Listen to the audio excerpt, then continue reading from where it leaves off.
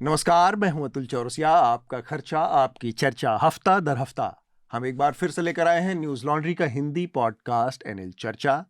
चर्चा में 2 हफ्ते बाद मेरी वापसी हो रही है। मुझे उम्मीद है कि शार्दुल ने आप लोगों तक चर्चा अच्छे से पहुंचाई होगी। मैंने सुना भी एक एपिसोड, थोड़ा व्यस्तता थी तो इधर बीच काफ़ी ट्रैवल करना पड़ रहा था, इसलिए मुझे मौका नहीं मिला। आज की चर्चा उम्मीद है बहुत अच्छी जानकारी भरी होगी। मेरे साथ बहुत अच्छा एक पैनल है। मेरे साथ स्टूडियो में सीनियर जर्नलिस्ट हैं नितिन सेठी, रिपोर्टर्स कलेक्टिव से जुड़े हुए हैं, उसके संस्थापक सदस्यों में हैं। नितिन, बहुत बहुत स्वागत है चर्चा में आपका। शुक्रिया बुलाने के लिए। और इसके अलावा रिपोर्टर्स कलेक्टिव से ही नितिन की सहयोगी हैं तपस्या। तपस्या, आपका भी बहुत बहुत स्वागत चर्चा में। Thank you. और ऑनलाइन हमारे साथ जुड़ रहे हैं independent freelance journalist Ravi Prakash. Ravi Ranchi में रहते हैं और आप लोगों को पता होगा पिछले हफ्ते झारखंड से एक बड़ी सनसनीखेज खबर आई, दुखद खबर आई। एक विदेशी जोड़ा था, ब्लॉगर था, जो कि भारत के दौरे पर था, ट्रैवल कर रहा था। उनके साथ मारपीट हुई, बलात्कार हुआ। उस मामले में काफ़ी लोग शामिल थे। गैंग रेप की बात सामने आई है।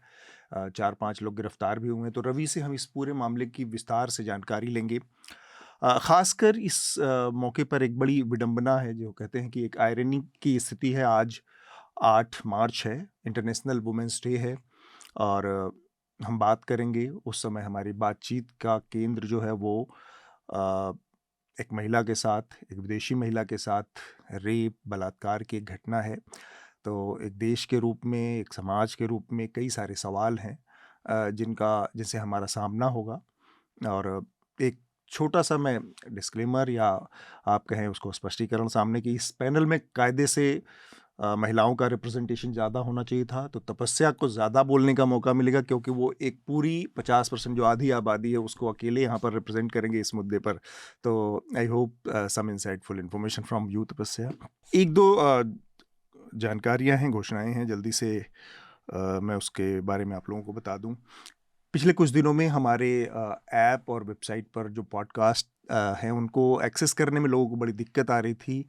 कुछ अटैक्स थे, कुछ हैक हुआ था, कुछ उसमें समस्या इस वजह से आ रही थी। तो अब उसको धीरे धीरे हमने दूर करने की कोशिश की है। उम्मीद है अब आपको इसको इस्तेमाल करने में कोई ख़ास दिक्कत नहीं आएगी। हफ्ता और चर्चा इस हफ्ते इसलिए हमने फ्री कर दिया है, पेवॉल से बाहर कर दिया है, क्योंकि पेवॉल के पीछे जो मैकेनिज़्म है, जो टेक्नोलॉजी है जो इस्तेमाल होती है, उसमें कई तरह की दिक्कतें और बग्स क्रिएट किए गए थे। इसके जो वजह से आपको दिक्कतें हुई उसके लिए हमें खेद है। हमारा इलेक्शन जो फंड है वो इस बार कोई एक बड़ा, क्योंकि देश का पूरा चुनाव है 2024 में, लेकिन हमने कोशिश की है कि एक बड़ा कोई इलेक्शन फंड ना बना के छोटे छोटे कई सारे अलग अलग फंड अलग अलग मुद्दों पर केंद्रित बनाने की कोशिश की है। और आप उन छोटे छोटे जो भी आपकी पसंद के मुद्दे हैं, आपकी पसंद के इश्यूज़ हैं, उनको फोकस करके उन इलेक्टोरल चुनावी फंड को आप हमारे सपोर्ट कर सकते हैं। एक एनएल सेना प्रोजेक्ट ऑलरेडी चल रहा है, मोदी 2.0 रिपोर्ट कार्ड। मोदी का जो पिछला पूरा 5 साल का कार्यकाल रहा है उसमें कौन सी योजनाएं थी, कहाँ 2019 में देश खड़ा था और 19 के बाद से 24 तक वो कहाँ पहुंचा है, अलग अलग उनकी जो स्कीम्स के ज़रिए, आंकड़ों के ज़रिए, संस्थाओं के जो इंडिपेंडेंट शोध हैं उनके ज़रिए हम समझने की कोशिश करेंगे कि ये बात कहाँ जा रही है, किस दिशा में जा रही है। आप लोगों को पता है लेटर्स को लेकर बार बार हमें कहना पड़ता है। कई बार बीच बीच में आप लोगों के लेटर आने बंद हो जाते हैं। इस हफ्ते 2 लेटर्स आए हैं, उनको मैं पढ़ूंगा भी। तरीका एकदम सीधा है। आप या तो सीधे www.newslaundry.com/podcast-letters पे जाकर अपने लेटर्स भेजें और उसमें सब्जेक्ट लाइन में ज़रूर लिखें कि ये एनएल चर्चा के लिए है। दूसरा तरीका और भी आसान है कि आप सीधे हमें मेल कर दें podcasts@newslaundry.com और सब्जेक्ट लाइन में एनएल चर्चा लिखें। ये हैं। जल्दी से मैं जो इस हफ्ते की सुर्खियां हैं उनके बारे में। शार्दुल की तबीयत थोड़ी ख़राब हो गई, तो वो इस चर्चा में आखिरी वक्त में शामिल होने से रह गए। उनको आना था। स्टेट बैंक ऑफ इंडिया ने सुप्रीम कोर्ट में एक याचिका दी है कि वो सुप्रीम कोर्ट के उस आदेश का पालन तत्काल करने में सक्षम नहीं है, जिसके तहत सुप्रीम कोर्ट ने एक आदेश दिया था कि इलेक्टोरल बॉन्ड जो हैं वो असंवैधानिक हैं, अवैध हैं। और 2019 से लेकर अब तक जितने भी इलेक्टोरल बॉन्ड बिके हैं उन सब की जानकारी वो चुनाव आयोग को दे और चुनाव आयोग उसको अपनी वेबसाइट पर प्रकाशित करे। स्टेट बैंक ऑफ इंडिया का कहना है कि इतनी जल्दी वो नहीं दे सकते, 30 जून से पहले नहीं दे सकते। इसमें रिपोर्टर्स कलेक्टिव की एक और स्टोरी आई है, एक और रिपोर्ट आई है, और अगर आप लोगों को मैं याद दिलाऊं तो इलेक्टोरल बॉन्ड से जुड़ी उसकी गड़बड़ियों की, उससे उसके लीगल जो खामियां थी उससे जुड़ी एक पूरी सीरीज 7 पार्ट की थी हमने। वो आप न्यूज़ लॉन्ड्री की हिंदी वेबसाइट पर पढ़ सकते हैं, जिसमें नितिन ने और इनके सहयोगियों ने बहुत सारी जानकारी इलेक्टोरल बॉन्ड से जुड़ी हमारे सामने। तो उसकी जो चीज़ें सुप्रीम कोर्ट में के आदेश में साबित हुई हैं वो बातें उस पूरी सीरीज़ में ऑलरेडी स्टैब्लिश हुई थी। ये बात है 2-3 साल पहले की। तो नितिन से और तपस्या से इनकी इस रिपोर्ट के बारे में भी जानना चाहेंगे। हम जानेंगे कि ये जो पूरा SBI का नया दांव है ये कितना सही है, उसमें कितनी चाल है, कितनी ईमानदारी है।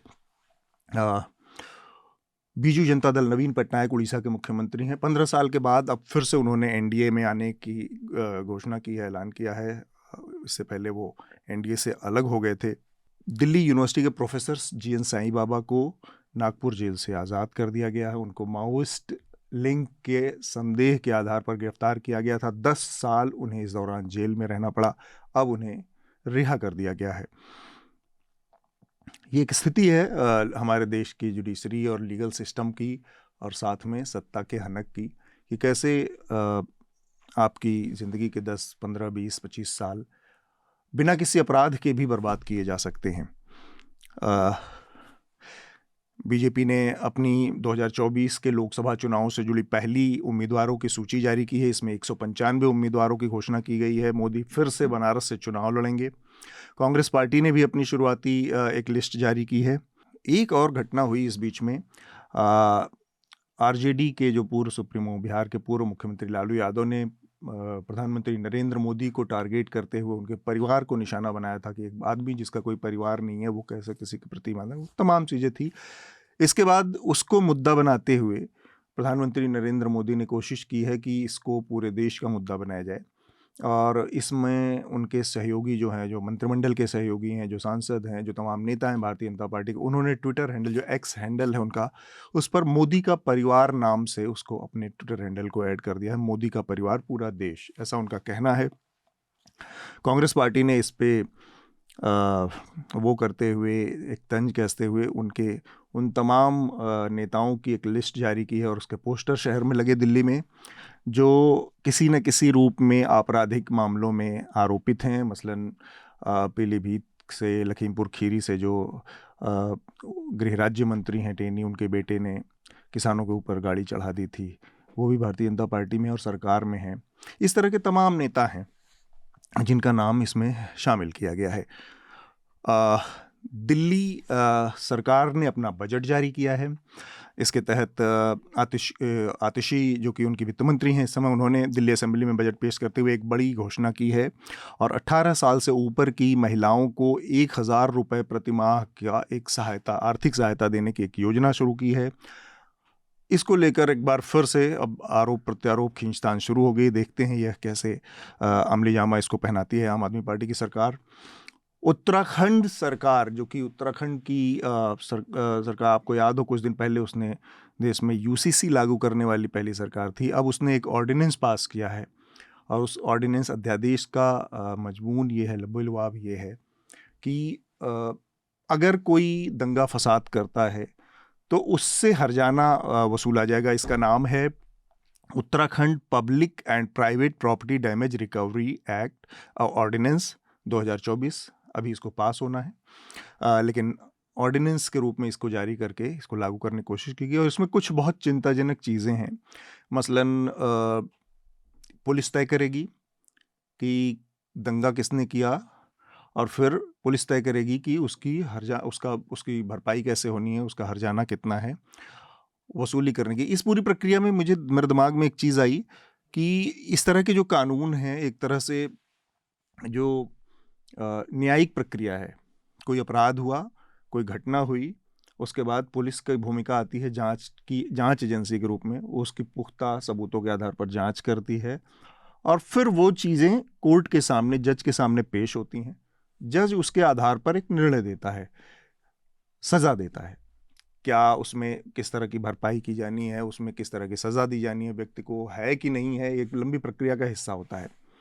इस तरह के जो कानून बन रहे हैं या बनाए गए हैं, या ये इसको कहा जा रहा है कि अब तक पूरे देश का सबसे सख्त कानून है ये, जो कि पुलिस को इतना अधिकार देता है कि सीधे पुलिस आपके घरों पर अब कानूनन बुलडोज़र चला देगी, आपसे वसूली करेगी, आपके पास है कि नहीं है संसाधन, लेकिन आपसे, और सीधे पुलिस ही ये तय करेगी कि आप इस मामले में जवाबदेह हैं या आप इस मामले में शामिल रहें। तो ये एक बड़ी चिंता की बात है कि पुलिस, मतलब एक जुडिशियल सिस्टम में जो काम जज का है, वो अब थाने में बैठा एक थानेदार तय करके और आपसे वसूली, हर्जाना, और ये इसमें एक सामाजिक एंगल भी है, जो सोसाइटी का एक इशू है कि आपके घर के ऊपर चस्पा कर दिया था कि आप अपराधी हैं और आपसे ये वसूली होगी, आप तड़ीपार जैसे हो गए।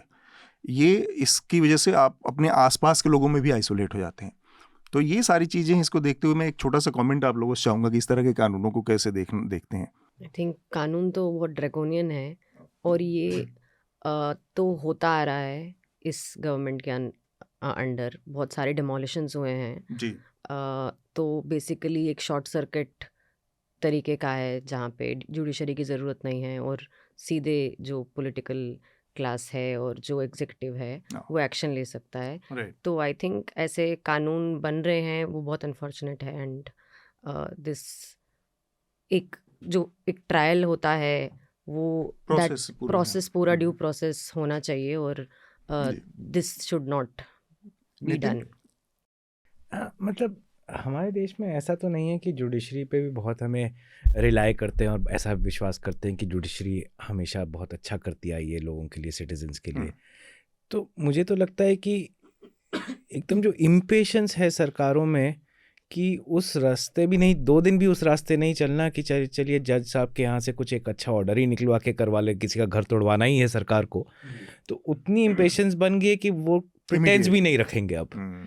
कम से कम पहले का एक तमाशा तो करते थे कि हम डेमोक्रेटिक प्रोसेस और रूल ऑफ लॉ से चल रहे हैं।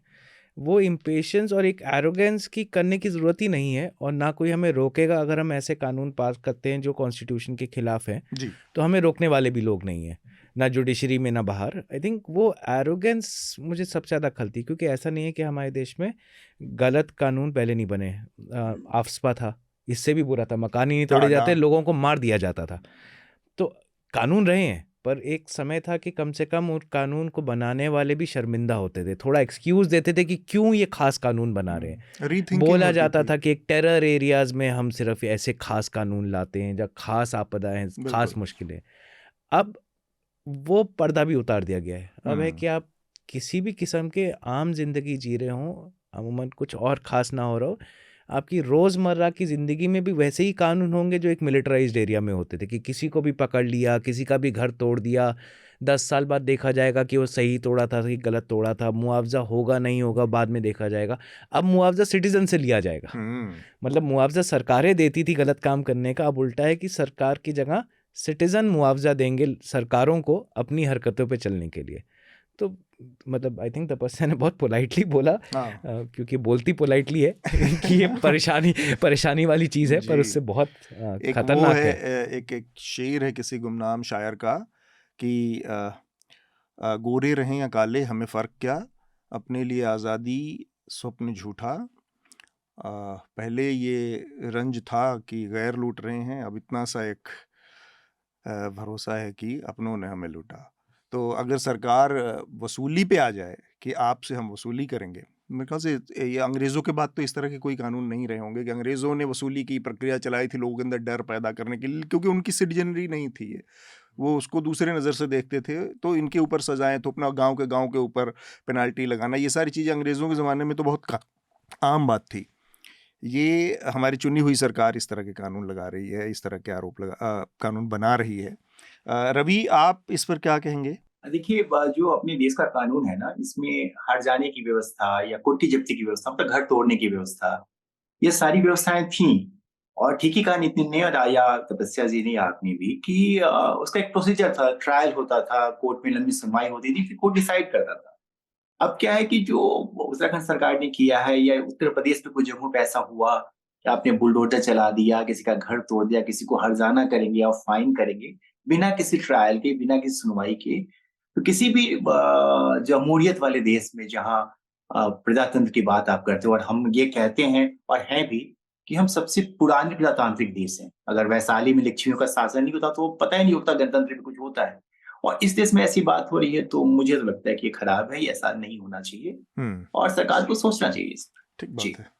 एक और खबर जल्दी से, मैं 2-3 और वो हैं जो कि झारखंड के दुमका से एक खबर आई, जो मैंने बताया कि स्पेन के का एक जोड़ा था जो कि भारत के दौरे पर था। उनको 7-8 लोगों के एक झुंड ने घेर लिया और उसके बाद 2.5 घंटे तक उनके साथ ज़बरदस्ती हुई, उनके साथ गैंगरेप हुआ, मारपीट हुई।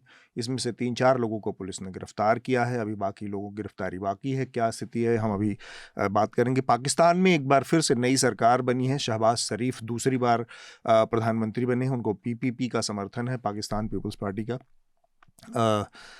विदेशों से ही एक और खबर मालदीव से है। मालदीव ने चीन के साथ एक मिलिट्री असिस्टेंट एग्रीमेंट साइन किया है। इसके तहत अब वो फ्री मिलिट्री असिस्टेंस एग्रीमेंट है, जो कि जिसके तहत चीन सैन्य सुविधाएं, सहायता उपलब्ध करवाएगा मालदीव को। और लगे हाथ मालदीव ने मई तक भारत की जो सेना थी या यूनिट्स वहाँ पर थी, उसको, नेवी की, उसको बाहर निकल जाने का टाइम भी दिया गया है। बेंगलोर में एक खबर आई, रामेश्वरम कैफ़े बेंगलोर का था, वहाँ पर बॉम्ब ब्लास्ट हुआ है। जो संदिग्ध है वो अभी फरार है। उसके बारे में जानकारी ये आई है कि उसने ब्लास्ट के बाद वहाँ से निकल कर कहीं पर कपड़े बदले और फिर एक बस की सवारी की। देखते हैं, अभी इस मामले में बहुत जानकारी आना बाकी है। उत्तराखंड में एक आशुतोष नेगी नाम के एक जर्नलिस्ट थे, और अगर आप लोगों को याद हो, कुछ दिन पहले अंकिता भंडारी नाम की एक लड़की थी जिसने आत्महत्या कर ली थी, और उस बाद में पता चला कि उसकी हत्या हुई है। और एक रिजॉर्ट था जो कि भारतीय जनता पार्टी के एक नेता का था, वहाँ पर कुछ ऐसी गतिविधियाँ और ऐसे कामों के लिए मजबूर किया गया जिससे परेशान होकर अंकिता भंडारी ने आत्महत्या कर ली थी। उस मामले में बढ़ चढ़ कर अंकिता भंडारी के परिवार का साथ देने वाले आशुतोष नेगी को पुलिस ने एक अलग केस में गिरफ्तार किया है, ST-SC एक्ट के तहत। ये कहा जा रहा है कि अंकिता भंडारी वाले मामले में, चूँकि वो बहुत मुखर थे और बहुत खुले तौर पर भारतीय जनता पार्टी के उस नेता, उनके बेटे को खिलाफ खबरें कर रहे थे, जानकारियाँ मुहैया करवा रहे थे, इसलिए उनको ST-SC एक्ट के तहत गिरफ्तार किया गया है। ये एक तरह का दिखावा है, लेकिन वहाँ के पुलिस प्रशासन का कहना है, पौड़ी के, कि ये बात सही नहीं है। उनके खिलाफ जो मामला था वो एक अलग मामला था और काफ़ी पहले से चल रहा था, और उस मामले में उनकी गिरफ्तारी हुई। इसके अलावा 2 और लोगों की भी गिरफ्तारी उस मामले में हुई है। तिपरा मोथा ने भारतीय जनता पार्टी की जो सरकार थी वहाँ पर उसमें शामिल हो गई है, एक तरह से NDA का हिस्सा बन गई है। तो 2 घटनाएं हो गई हैं इस तरह की, तिपरा मोथा और BJD। तो ये सुर्खियाँ थी। सबसे पहले हम दुमका वाली घटना की ही बात कर लेते हैं। इसके बाद चूँकि इलेक्टोरल बॉन्ड का भी मसला है जो SBI से जुड़ा, और साथ में जर्नलिस्ट जो हैं उनके गिरफ्तारी और उसका भी मसला है। रवि, आप थोड़ा सा अगर हमें बता पाएँ कि ये पूरा घटनाक्रम कैसे, क्या क्या हुआ और अभी क्या स्थिति है इस मामले में, और जो पुलिस की भूमिका कितनी साफ सुथरी और नियम कानूनों के तहत आपको देखने को मिली? देखिए, दुमका का जो मामला है ना, ये बड़ा अनफॉर्चुनेट है कि कोई घूमने आया बाहर से और उसके साथ रेप या गैंगरेप जैसी वारदात हो जाए। लेकिन इसका एक पॉजिटिव अपडेट ये है कि 1 मार्च को वो स्पेनिश ब्लॉगर जो थी उनके साथ रेप हुआ था, 1 मार्च की रात को, और 2 दिनों के बाद ही पुलिस ने सभी 8 लोगों को अरेस्ट कर लिया। उसमें कोई फरार नहीं है। अच्छा। पहले जो जी। बयान हुआ था उनका स्टूडिस्ट का, जिसमें उन्होंने कहा था कि 7 लोगों ने उनके साथ रेप किया था, बाद में ये 164 में बयान होता है, हम सब लोग जानते हैं कोर्ट में। जी। उसके बाद उनका पुनर्बयान कराया गया जो 161 के तहत होता है। जो पुनर्बयान हुआ उसमें 8 लोगों की बात आई, सहयोग और गैंगरेप मिलके, तो पुलिस ने 8 को अरेस्ट कर लिया, एक अच्छी बात हुई। दूसरा एक ठीक ये हुआ कि जब द्रौपदी मुर्मू जी जो अभी राष्ट्रपति हैं, जब राज्यपाल हुआ करती थी झारखंड की, तब झारखंड सरकार ने और द्रौपदी मुर्मू जी की पहल पे ये हुआ था कि यहाँ पे एक झालसा बनी थी, तो लीगल एक सपोर्ट देने के लिए कि जो मुजरिम है या जो जिनके ऊपर कंप्लेन है या जो कंप्लेन कर रहा है उनको कैसे सपोर्ट कर सकते हैं। बहुत सारे मामले सुलझाए गए। ये फिर राष्ट्रपति बनने के बाद भी द्रौपदी जी ने ये बात कही थी राष्ट्रपति भवन में एक समारोह के दौरान। तो झालसा है, तो झालसा की इंटरफेरेंस करने पर यहाँ पे 10 लाख रुपए का मुआवजा सरकार ने महिला को दिया है। अच्छा। जो झारखंड राज्य कंपनसेशन स्कीम है कि ऐसी घटना अगर होती हैं तो उसमें 10 लाख रुपए तक का मैक्सिमम मुआवजा सरकार देती है। तो वो तो 10 लाख रुपए ये मिले हैं। कुछ ईमानदारी से चीजें सबको मिल जाता है या केवल इसी मामले में विशेष वो देखने को मिला?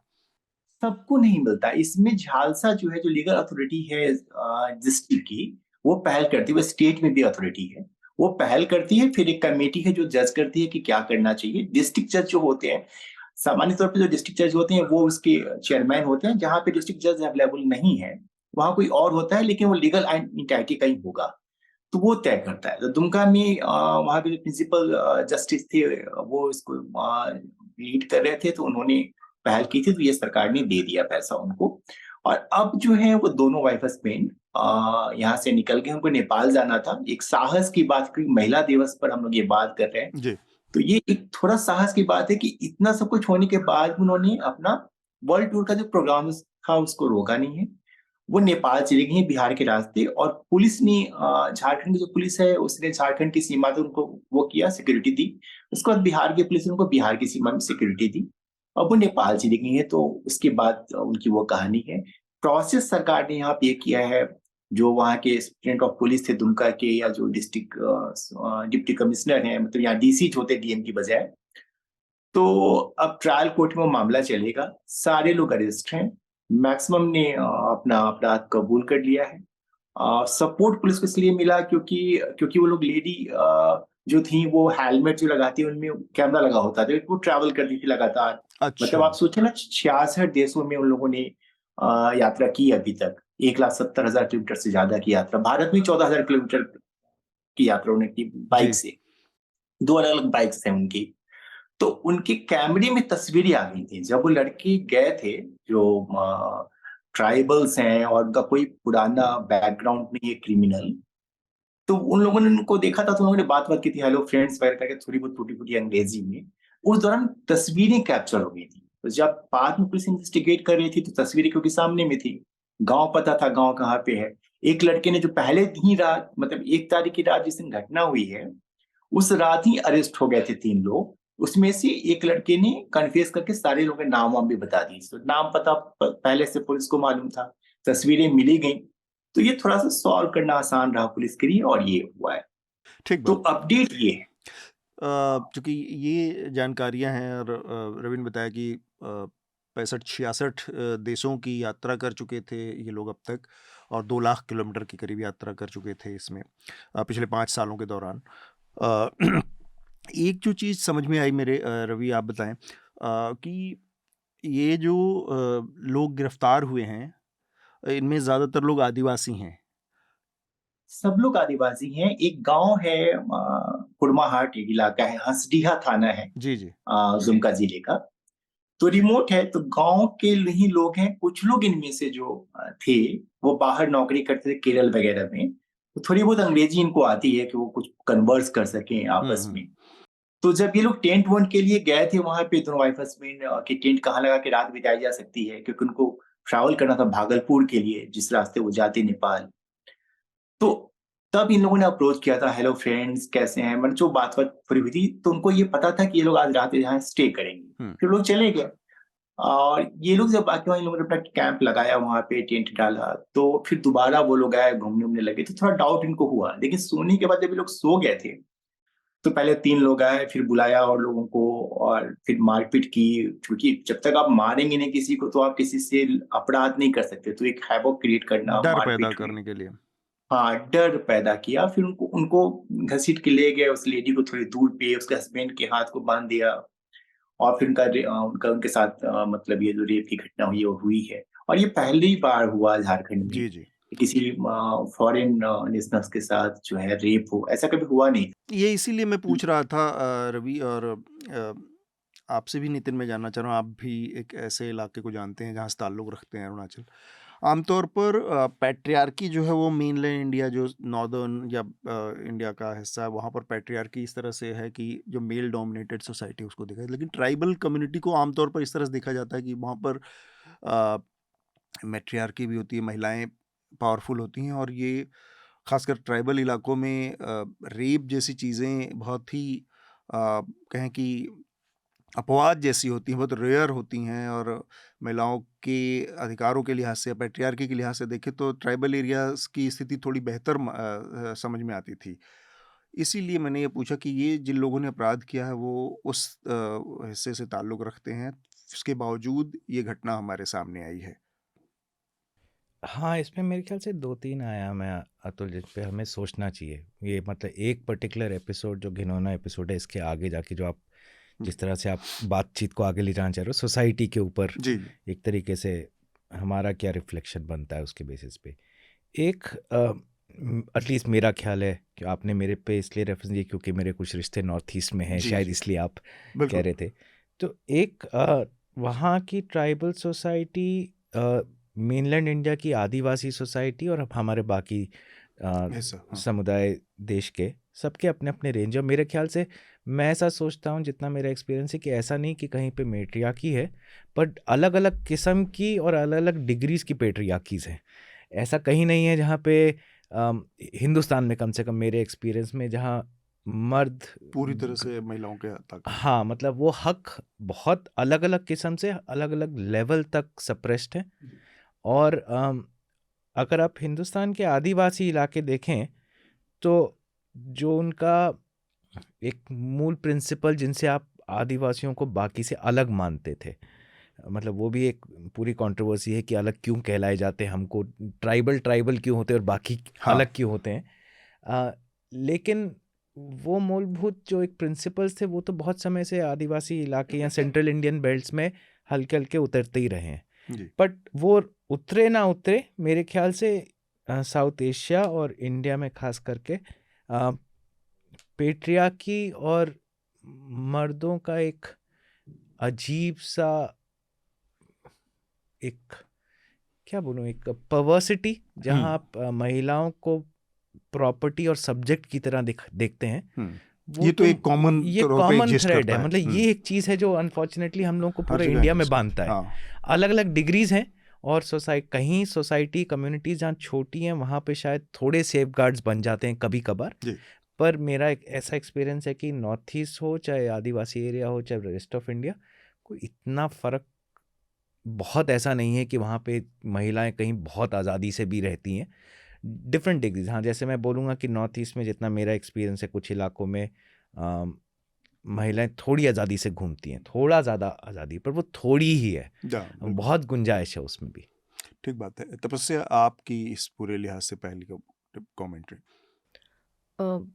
मेरे को ये सब सुन के तो 2-3 चीज़ें मेरे दिमाग में आती हैं। एक तो कि केस टू केस बेसिस पे कौन से ऐसे केसेस हैं जिनको इतना अटेंशन मिलता है, और कौन से केसेस हैं जिनको नहीं मिलता है, और उसके साथ साथ एक्शन के मामले में भी जो गवर्नमेंट का एक्शन होता है टुवर्ड्स दीज केसेस, वो किस केस में ज़्यादा रहता है, किस में कम रहता है। आप देख सकते हैं उनके अपने एमपी हैं जो आराम से घूम रहे हैं, और कुछ केसेस में, जैसे आपने भी एक केस बताया उत्तराखंड का, तो केस टू केस बेसिस पे there is degree of action भी वेरी करता है। और इसमें जो मेन मुद्दा रहता है वो विमेन सिक्योरिटी नहीं होता है, वो आसपास की पेरिफेरल चीज़ें होती हैं कि हमारा इससे इमेज पे क्या इफ़ेक्ट पड़ेगा। और एक और जो चीज़ जो मुझे बहुत ही ज़्यादा इस एपिसोड में डिस्गस्टिंग लगी, वो था वो कॉम्पेंसेशन दे के इमेज सोशल मीडिया में डालना। उसका कोई मतलब नहीं बनता है। That is a purely disgusting thing to do on part of the government और द अथॉरिटीज़। आपका एम ये है कि आप जो भी हुआ है उस पे रफा कर दें किसी तरह, हाँ, आप उस पे कार्रवाई करें, और जो भी whatever justice is that happens, but ये फ़ोटो लगा के सोशल मीडिया में घुमाना, that is sort of a counter to जो सोशल मीडिया अटेंशन मिला है। ये बिल्कुल इस चीज़ की बड़ी आलोचना हो रही है। एक तो ये कि जो पैसा दे के चीज़ों को रफा दफा करने की एक प्रवृत्ति, और दूसरा जो विक्टिम की तस्वीर को उजागर करना, ये इन दो लिहाज से एक बड़ा इंसेंसिटिव चेहरा सामने आया है। रवि, तपस्या जिस ओर इशारा कर रही है, मैं उसको थोड़ा सा और उस पर आपकी राय जानना चाह रहा हूँ। एक आंकड़े के साथ कि 2023 का जो झारखंड पुलिस का आंकड़ा है वो बताता है कि करीब 14-15% का जंप हुआ है रेप के मामलों में। 1615 मामले 2023 में हुए हैं, जो कि 2022 के और 2021 के मुकाबले बहुत ज़्यादा हैं, बढ़े हैं। रवि? देखिए, जो पहले मैं उस पे आता हूँ, जो कंपनसेशन वाली बात है कि ये बिल्कुल खराब बात थी। ऐसी उम्मीद किसी को नहीं थी कि डिप्टी कमिश्नर के पोस्ट से, उनके हैंडल से ऐसा डाला जाएगा। जी। तो उन्होंने तस्वीर डाली, वो एक वीडियो जिसको बाद में एएनआई ने रिलीज भी किया, जिसमें उनके चेहरे तो ब्लर हैं, लेकिन वो बता रहे हैं कि हम 10 लाख रुपए दे रहे हैं। ये प्रोसेस है, पहले भी लोगों को मिला है यहाँ पे, तो वो आम मतलब वो कोई खराब बात नहीं, वो मिलना चाहिए। लेकिन जिस तरीके से इसको एलाबोरेट किया गया, जो सोशल मीडिया पर डाला गया, ये गलत है। दूसरी बात मैं ये कहना चाहता हूँ कि जो बात हम करते हैं रेप केसेस की, और जो ट्राइबल्स के बारे नितिन भी कर रहे थे, या हम लोगों ने भी, आपने भी इसको समझने की कोशिश की। आप देखेंगे झारखंड में 2015 से लेके 2023 तक के आंकड़े हमारे पास हैं, जो कि 24 अभी शुरू हुआ है। 13,500 से कुछ ज्यादा मामले, मुझे एग्जैक्ट चूंकि नंबर मेरे पास कॉपी नहीं है, तो मैं आपको एग्जैक्ट नंबर बताता। हाँ। लेकिन 13,500 में 13,500 रेप के केस जो है रजिस्टर्ड हुए। 6,800 कुछ केसेस जो प्रीवियस गवर्नमेंट से रघुवर दास चीफ मिनिस्टर हुआ करते थे, जब जो अभी राज्यपाल है उड़ीसा के, तो 6,893 शायद, अगर मैं एक्यूरेट हूं तो हो सकता है एक आध नंबर इधर उधर हो, इतनी घटनाएं हुई थी। ऑलमोस्ट उसी लेवल पे अब जो 2019 से 2023 तक जो रेप की घटनाएं हुई वो हुई हैं, 1600, 1500, 1400, ये आम एवरेज रहा है पूरे साल की घटनाओं का। और कन्विक्शन जो होता है ऐसे मामलों में, कन्विक्शन का रेट कम रहा। हालांकि आपको जानना चाहिए कि मृत्युदंड, मतलब फांसी तक की सजा दी गई है झारखंड में, कोर्ट्स ने दिया है रेप के मामले में। इसके बावजूद ये घटनाएं नहीं रुक रही हैं, तो ये तो चिंता का मामला है। और इसमें सोचना चाहिए सोसाइटी, क्योंकि बहुत बड़ा पार्ट सोसाइटी का है इसमें। पुलिस का पार्ट तब आता है जब आप रेप करते हैं, पुलिस ने अरेस्ट किया कि नहीं, चार्जशीट कैसे की, केस डायरी कैसे लिखी गई, फाइल क्या किया गया, कोर्ट में ट्रायल ठीक से हुआ कि नहीं हुआ।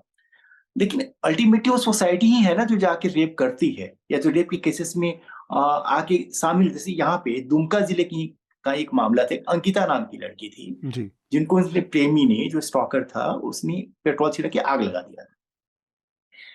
इसको एक इत्तेफाक कहें कि वो उनका जो संप्रदाय था, वो लड़की दूसरे संप्रदाय की थी और वो लड़का दूसरे संप्रदाय का था। भारतीय जनता पार्टी के वहां के जो एमपी हैं गुड्डा के, निशिकांत दुबे या दूसरे नेता थे, बड़ा उन लोगों ने इसको इश्यू बनाया, दिल्ली से लोग आए, कंपनसेशन दिया। वो तस्वीरें भी मीडिया में रिलीज हुई, और तमाम पत्रकार ये तस्वीरें, ये जो आइडेंटिटी है उस लेडी की, स्पेनिश महिला की, कैसे डिस्क्लोज हुई, किसने किया है? ये डिस्क्लोज हम जैसे जर्नलिस्ट लोगों ने किया है। वो अपनी इंस्टाग्राम पे स्टेटस डाल रही थी कि हमारे साथ ये हुआ है, उसको हमारी मीडिया के लोगों ने वायरल करना उसके एक्स पे। पुलिस ने किया, police was not first, deputy commissioner नहीं थे वो हम लोगों ने किया है, सोसाइटी के लोगों ने किया है, तथाकथित जो सो कॉल्ड बाइकर्स हैं देश के, उन लोगों ने किया है। उन लोगों ने ये भी नहीं सोचा कि ब्लड करना चाहिए, क्योंकि अब वो ट्रैवल कर रहे हैं ना, वो नेपाल में है, लोग पहचान जाएंगे, नेपाल किसी और देश में भी जाएंगे, बट ये हम लोगों ने किया है। तो एज ए सोसाइटी हमें सोचना चाहिए, दूसरे को ब्लेम करने के पहले कि आखिर शुरुआत किसने की, और क्या कैसे रेप हो जाता है। तो अगर कोई दूसरे दो संप्रदायों का है तो फिर आपके टेस्ट का विषय है, क्योंकि इसमें जो है आपका टेस्ट इन्वॉल्व नहीं है, तो आप इस मामले को नहीं उठाएंगे। तो अगर आप ये हो जाएंगे, मतलब इतने सेंसिटिव भी नहीं है, आप स्पेसिफाइड कर लेंगे केसेस को, तो दिक्कत होगी ना सर। बीएचयू में रेप होगा, हम अपनी मेरा बेटा IIT दिल्ली में पढ़ता है, तो मैंने इसलिए तो नहीं भेजा पढ़ने के लिए कि उसके साथ कोई मारपीट की घटना हो जाए। जिस फादर ने अपनी बेटी को IIT बीएचयू में भेजा होगा पढ़ने के लिए, जिनके साथ अनफॉर्चुनेटली रेप की घटना हुई, और रेप में इन्वॉल्व लोग जो बीजेपी के वर्कर्स थे, उनके ऑफिस बेयरर्स थे, तो वहां पे आप बात नहीं करेंगे, और ट्राइबल इलाके में कोई घटना होगी बात करेंगे, तो ये भी एक मामला इसमें सोचना चाहिए। ठीक है। नितिन, आप कुछ ऐड करना चाह रहे हैं? हाँ, मैं तपस्या की बात से जुड़ना चाह रहा था कि तपस्या जो कही थी कि कौन से मुद्दे उठते हैं, किन समुदाय के साथ होता है, किस सेगमेंट के साथ कुछ होता है तो बात उठती है।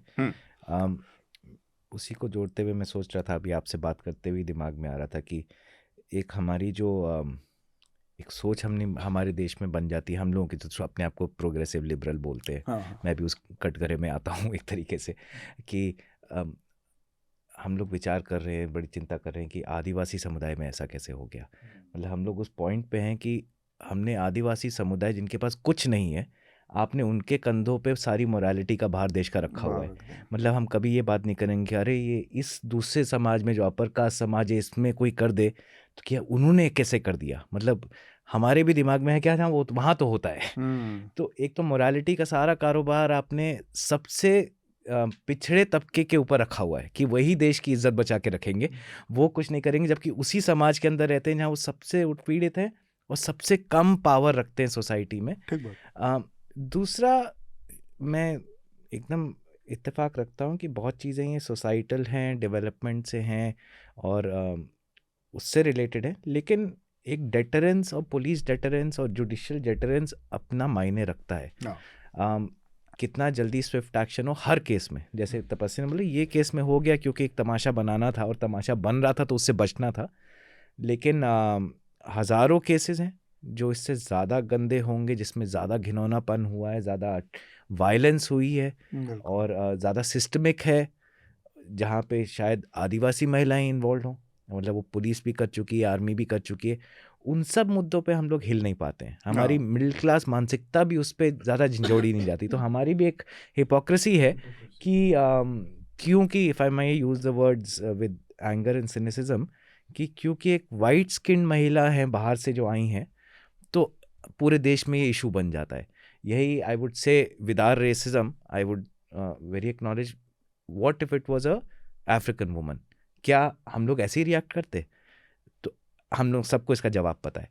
आई थिंक तो हम सबकी हिपोक्रेसी एक तरीके से दिखा रहा है कि एक लास्ट आई वुड से, और ये हमने मणिपुर के केस में और जगह भी देखा है कि एक विजुअलाइजेशन ऑफ वायलेंस जो इम्पैक्ट पैदा करती है, कि अब विजुअल निकलता है कि कोई मर गया, कोई कट गया, किसी का रेप हो गया, उसका विजुअल जो निकलता है उससे जो मिडिल क्लास मोरालिटी जिस तरह रिएक्ट करती है वो एक तरीके से असली इश्यूज़ पे पर्दा फाश के आगे निकल जाती है। तो हम अब ये बात कर लेंगे कि उनके साथ जल्दी जस्टिस हुआ नहीं हुआ, और क्योंकि इनका विजुअल बाहर आ गया और विजुअल हमें एक अलग तरीके से अटैक करता है तो हम उसको रिस्पॉन्ड कर देंगे, लेकिन बाकी सिस्टमिक चीज़ें वो निकल जाती हैं। तो झारखंड की बाकी महिलाओं के साथ क्या होता है, रोज़मर्रा की ज़िंदगियाँ उनकी कैसी हैं, वो हम लोग ना आज बात कर पाएंगे ना इसके बाद दोबारा मौका मिलेगा।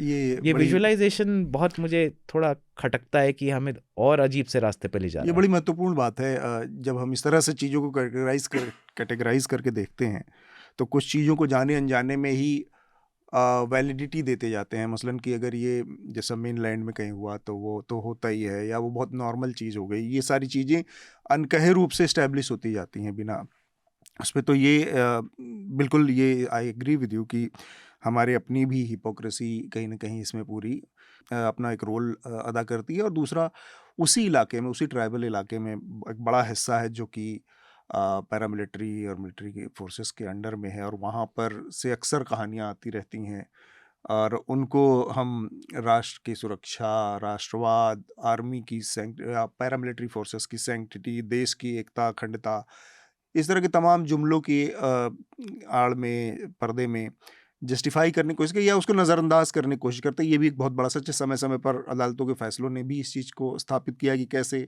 उसी ट्राइबल इलाके में महिलाओं के साथ क्या क्या, ट्राइबल महिलाओं, आदिवासी महिलाओं के साथ किस तरह की के जघन्य घटनाएं हुई हैं।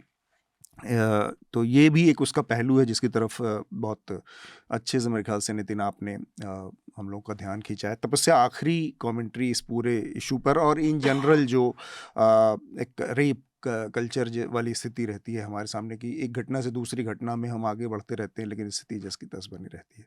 एक महिला के तौर पर आपको क्या समझ में आता है कि क्यों हम किसी बहुत अच्छी दिशा में या एक सुधार की दिशा में नहीं बढ़ पाते? एक महिला के तौर पर आपको किस तरह की इनसेंसिटिविटी या एक इनसिक्योरिटी महसूस होती है? ये शहर है जिसके बारे में कहा जा सकता है कि देश का ही कैपिटल नहीं, रेप कैपिटल भी है। तो बहुत सारी चीज़ों से आप लोग भी लगातार गुजरती रहती हैं।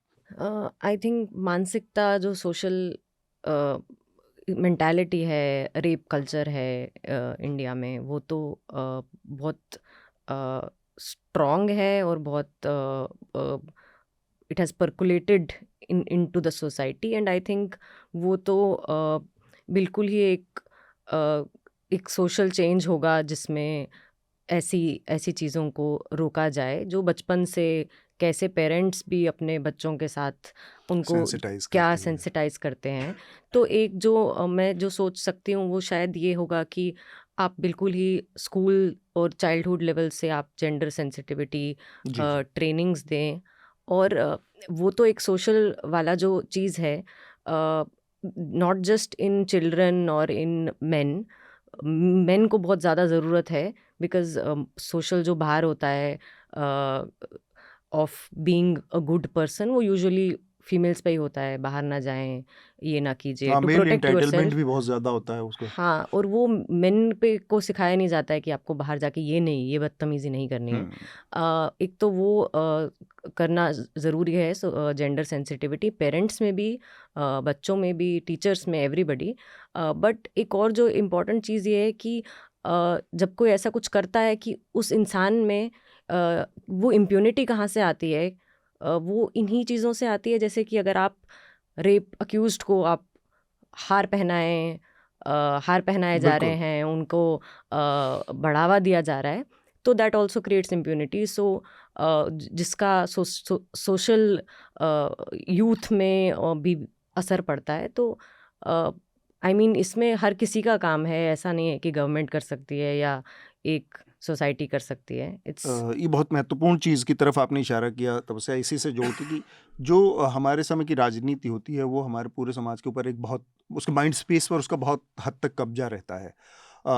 ये बात मैं इसलिए कह रहा हूँ कि अब अगर पिछले कुछ समय के दौरान की घटनाओं को देखें और उस पर जो हमारी जो राजनीति है उसकी प्रतिक्रिया या उसका रिएक्शन देखें, तो आपको एक सूत्र पकड़ने में मदद मिल सकती है। मसलन मणिपुर में जो घटना हुई, जिस तरह से उस पर किस तरह का प्रतिक्रिया सरकार की आई या सत्ता के टॉप से आई, गुजरात में जिस तरह से बिल्किस बानो के मामले में जिस तरह से बलात्कारियों के साथ हुआ, या अंकिता भंडारी के मामले में जो उत्तराखंड की घटना थी, जिस तरह से 24 घंटे के अंदर जो आरोपी आदमी था जहां पर ये सारी घटना हुई थी, उस रिजॉर्ट को डिमोलिश कर दिया गया, तो उससे जुड़े सारे सबूत खत्म हो गए। वो एक बीजेपी के नेता, ये जो संरक्षण है, या फिर वेस्ट बंगाल में मतलब जहाँ महिला एक चीफ मिनिस्टर है वहाँ पर एक ये जो शेख का मामला है, अचानक से उसको गिरफ्तार करने में इतने दिन लग जाते हैं।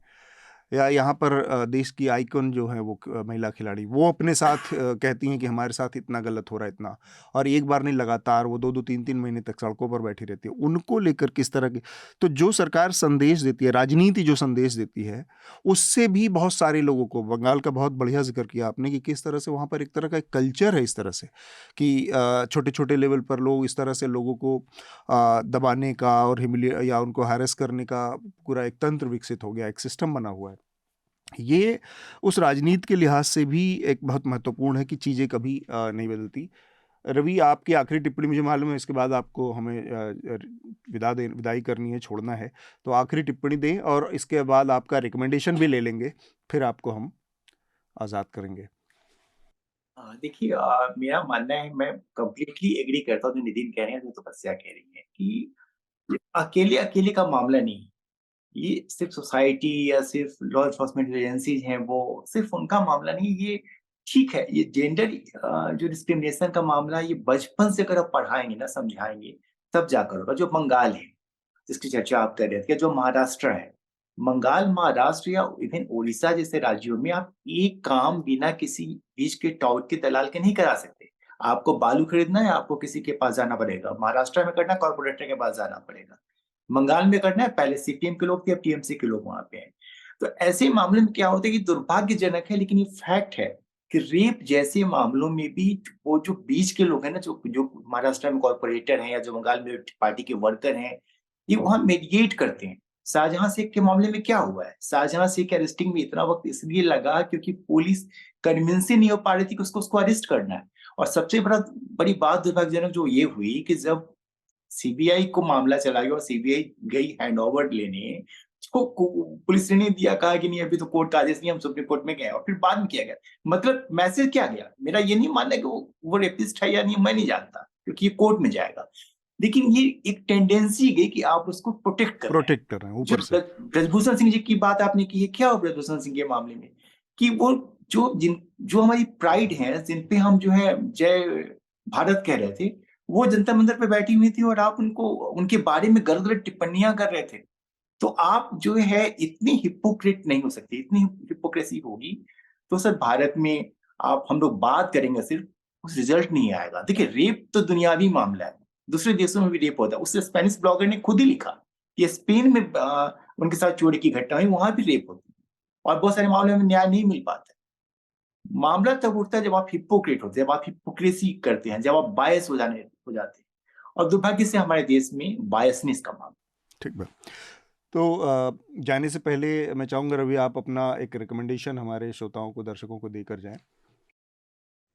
देखिए मैं तुमका पे स्पेसिफाई करता हूँ अपनी बात को, जो मैंने इसको रिपोर्ट किया या जो मैंने जाना है या जो मैं पिछली 15-20 साल से झारखंड में रह के देख रहा हूँ ऐसे मामलों को। इस मामले में रेप किसी भी तरीके से हो, किसी के साथ हो, वो खराब है। रेप के मामले को पॉलिटिकलाइज करना खराब है। रेप के मामले में आपका स्पेसिफाई हो जाना खराब है। और अगर आप इन सब चीजों से अलग हो जाएंगे तो आप इसको रोक पाएंगे। अब जो डेटा माइनिंग का मामला होता है, आप डेटा दिखाइए ना। अभी मैं पढ़ रहा था कल के किसी अखबार में, साइंस स्टेट्समैन में या कहीं, कि जो निर्भया फंड बना था दिल्ली में, निर्भया के साथ जो रेप हुआ था उसके बाद, उसका इस्तेमाल नहीं कर पाई है सरकार पूरे तरीके से। 30% शायद इस्तेमाल हुआ है उस राशि का। तो कहाँ से करेंगे? रांची में कई जगहों पे वो बिजली के पोल के नीचे लगा हुआ अलार्म लगा हुआ है। कुछ घटना हो अलार्म बजाइए, वो काम नहीं करता है क्योंकि पैसे नहीं है उस अलार्म को ठीक करने के लिए। तो आप अलार्म बजा भी देंगे तो कौन आएगा आपको सपोर्ट करने? ये सब कुछ मामले हैं, तो हमें सोचना चाहिए। बहुत बहुत शुक्रिया हमसे जुड़ने के लिए रवि। रवि हमसे रांची से जुड़े हुए थे इस मुद्दे पर बातचीत करने के लिए। बहुत बहुत शुक्रिया। शुक्रिया। हमारा जो अगला विषय है वो इलेक्टोरल बॉन्ड से जुड़ा मसला है। स्टेट बैंक ऑफ इंडिया ने कहा है कि अब वो 30 जून से पहले जो इलेक्टोरल बॉन्ड्स के आंकड़े हैं वो इलेक्शन कमीशन को देने में समर्थ नहीं है, सक्षम नहीं है। उसको वक्त चाहिए क्योंकि उसके मुताबिक बहुत सारी चीज़ें हैं, बहुत सारे नंबर्स हैं और बहुत स्पेसिफिक डाटा की ज़रूरत है देने के लिए, जिसमें वक्त लगेगा। तो हमारा अगला विषय यही है जो इस पर कि मैं नितिन और तपस्या से बातचीत भी करना चाह रहा था। थोड़ा और इससे जुड़ी जो जानकारी आपने भी रिपोर्टर्स कलेक्टिव में एक और ख़बर की है। हमारे दिमाग में बार बार ये बात रहती है कि टेक्नोलॉजी का ज़माना है, हर सब कुछ सर्वर पर कहीं ना कहीं इंटरनेट पर या आपके अपने उसमें कंप्यूटर्स में अवेलेबल होता है डाटा। एक क्लिक पर बहुत सारी चीज़ें खुल जाती हैं। इसके बावजूद स्टेट बैंक ऑफ इंडिया का कहना है कि उसको समय लगेगा और वो जो टाइम है वो बहुत इंटरेस्टिंग है। टाइमिंग आप अगर देखें, 30 जून का वक्त मांगा है स्टेट बैंक ऑफ इंडिया ने। इस बीच में देश में चुनाव होने हैं और वो जनरल इलेक्शन के इस बीच में हो जाएंगे। अगर ये आंकड़े पहले आ जाते हैं, जो कि डेडलाइन है मेरे ख्याल से 12 मार्च डेडलाइन थी जो सुप्रीम कोर्ट ने तय की थी। 6 मार्च था। 6 मार्च को इन्होंने ये देना था जी। हाँ। तो ये आंकड़े अगर आ जाते तो शायद उसमें ऐसी कुछ चीज़ें मिलें जो कि चुनावी मुद्दा बन जाएं, विपक्ष के हाथ में एक हथियार बन जाएं। ये सब शायद है क्योंकि अभी हमारे पास कुछ नहीं है। तो इन तमाम संभावनाओं, आशंकाओं को देखते हुए ये जो हमारे सामने SBI का नया बयान आया है, इसको हम कैसे देख पाएं और इसकी क्या इंटरप्रिटेशन हो सकती है? तपस्या। SBI एक तो कि पहला ही कि इसको देखकर ऐसा लग रहा है कि बहुत ही एक अनबिलीवेबल एक एक्सक्यूज दिया है SBI ने। हाँ। और कोई इतना बड़ा जजमेंट जो आया इलेक्टोरल बॉन्ड्स का कि अनकॉन्स्टिट्यूशनल है, इलेक्शन के बाद इसका जो आप इसका खुलासा करेंगे तो it takes away everything from the judgement. क्योंकि एक जजमेंट का मकसद यही है कि ये फुल डिस्क्लोजर हो, सिटीजन्स को देयर राइट टू इन्फॉर्मेशन और उनको जानने इसके बारे में जानकारी मिले ताकि वो फिर उस हिसाब से अपना इलेक्टोरल डिसीजन लें।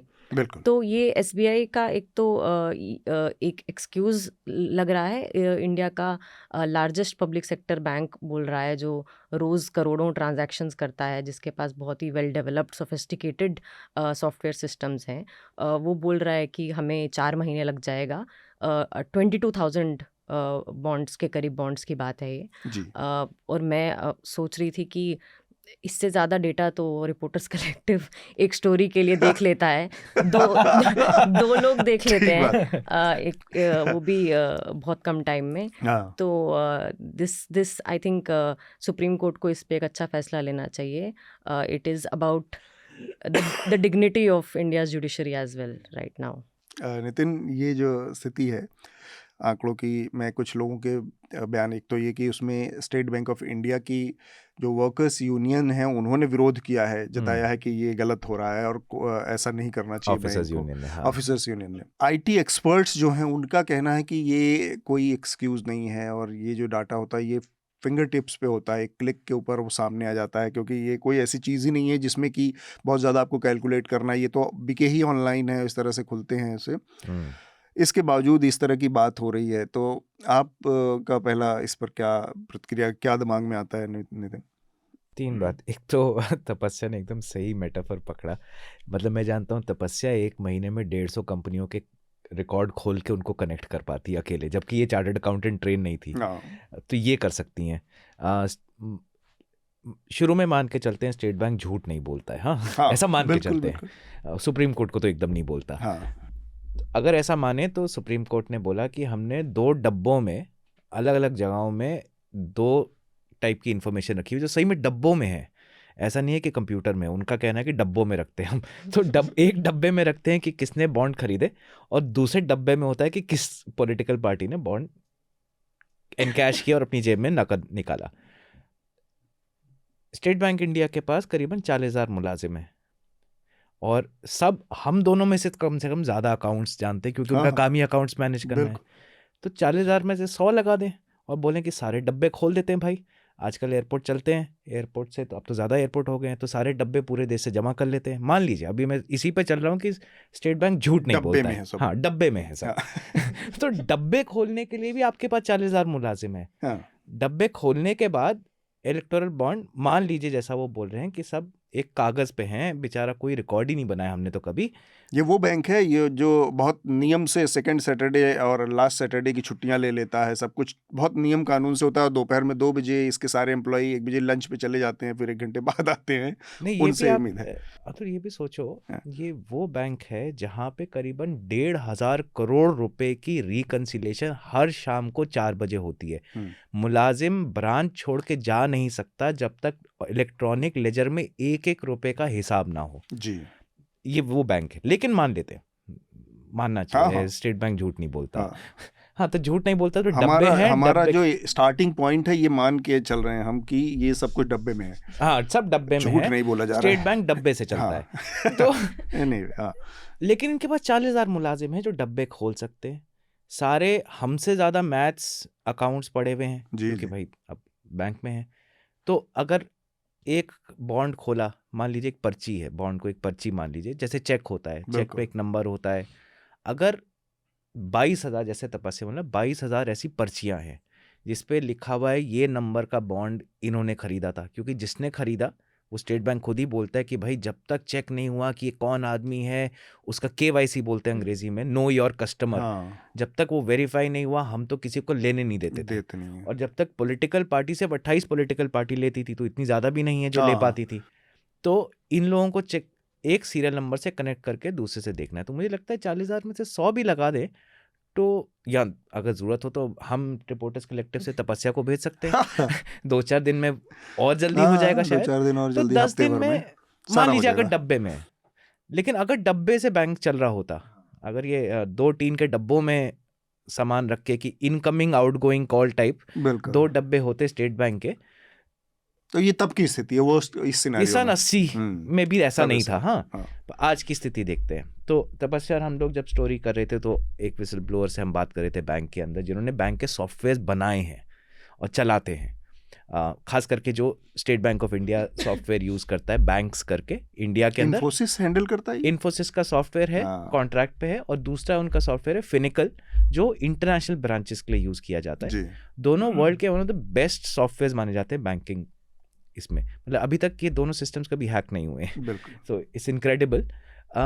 अगर आप उनके सिस्टम्स जाने हम दोनों समझ रहे थे विसल ब्लोअर से, और उसके बाद मैनुअल्स पढ़ रहे थे उसके, जो मैनुअल्स एसबीआई ने चुपचाप बाद में हटा दिए और वो फिर तपस्या ने निकाल के वापस पब्लिक डोमेन में डाले, कि आप ₹1 इलेक्टोरल बॉन्ड्स में नहीं डाल सकते जब तक व्यक्ति का पूरा रिकॉर्ड ऑनलाइन रजिस्टर ना हो। वो ₹1 उस अकाउंट से दूसरे अकाउंट में मूव नहीं हो सकता जब तक 18-20 एंट्रियां बैंक के सिस्टम में ना हो, चाहे वो मेन सिस्टम में हो, चाहे इन्होंने स्पेशल सिस्टम बनाया हो जी। लेकिन आप ये मान के चलिए कि आपका अकाउंट है जी। मैं वैसे तो आप न्यूज़ लॉन्ड्री में है तो इलेक्ट्रोल बॉन्ड खरीद नहीं पाएंगे, बट अगर मान लीजिए खरीद रहे होते, काश हम लोग ऐसे अखबारों में होते जहाँ न्यूज़ इलेक्ट्रोल बॉन्ड्स अफोर्ड कर सकते। तो मान लीजिए आप खरीदते हो, आप अपने स्टेट बैंक की ब्रांच में गए, आपने बोला भाई मुझे एक इलेक्ट्रोल बॉन्ड खरीदना है। सबसे पहले ब्रांच वाला क्या बोलेगा, एक चेक दे दीजिए। चेक कहाँ से होगा, आपके अकाउंट से होगा। अकाउंट से होगा तो एक पर्ची बनेगी, आप पेइंग स्लिप जैसे होता है देंगे कि भाई इतने रुपए का बॉन्ड इस नाम पे, बैंक के नाम पे मुझे चाहिए, तो बैंक आपको एक पर्ची बना के देगा। ये बेयरर चेक की जैसा है, मतलब आप उस पर कंपनी का नाम नहीं लग रहा कि किस कंपनी को देने वाला हूँ, मैं नितिन या तपस्या को पैसा देने वाला हूँ, लेकिन उसमें आपने नंबर लिखा है। स्टेट बैंक वो चेक लेके जाएगा, दे देगा किसी और को, दूसरी पार्टी लेगी, बोलेगी ये चेक मेरे को मिल गया, मैं जमा कर रहा हूँ अपने ब्रांच में, अपने अकाउंट में, और फिर एंट्रियां चढ़ेंगी दूसरी तरफ। क्योंकि आप सोचिए अगर आप कैशियर है उस ब्रांच में जहाँ पे बीजेपी या कांग्रेस वो इलेक्टोरल बॉन्ड लेके आया, तो कैशियर क्या बोलेगा, डब्बे में डाल दीजिए। कैशियर यही तो बोलेगा कि अकाउंट्स में चढ़ाऊंगा मैं, है ना। तो अकाउंट्स में चढ़ाना जो होता है वो सिंपल होता है। अकाउंट्स में चढ़ाना मतलब एंट्रियां बने जा रही हैं, हर लेवल पे एंट्रियां बनी है, और ये कोई इसकी गांव की पोस्ट ऑफिस सेविंग्स का अकाउंट नहीं है कि बेचारा खो जाए। वो होता है गांव के पोस्ट ऑफिस सेविंग्स बेचारों की बहुतों की खो जाती हैं। ये देश की सबसे बड़ी 26 पॉलिटिकल पार्टीज के अकाउंट्स हैं।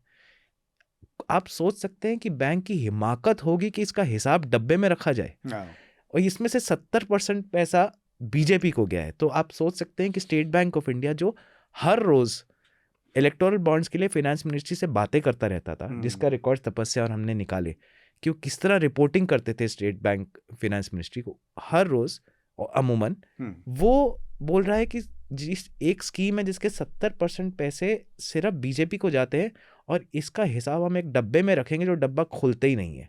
अब उसका दूसरी तरफ से चलते, ये तो हम मान के चल रहे हैं कि स्टेट बैंक डब्बा बैंक है, पर नहीं, हमें भी पता है गजब का बैंक है।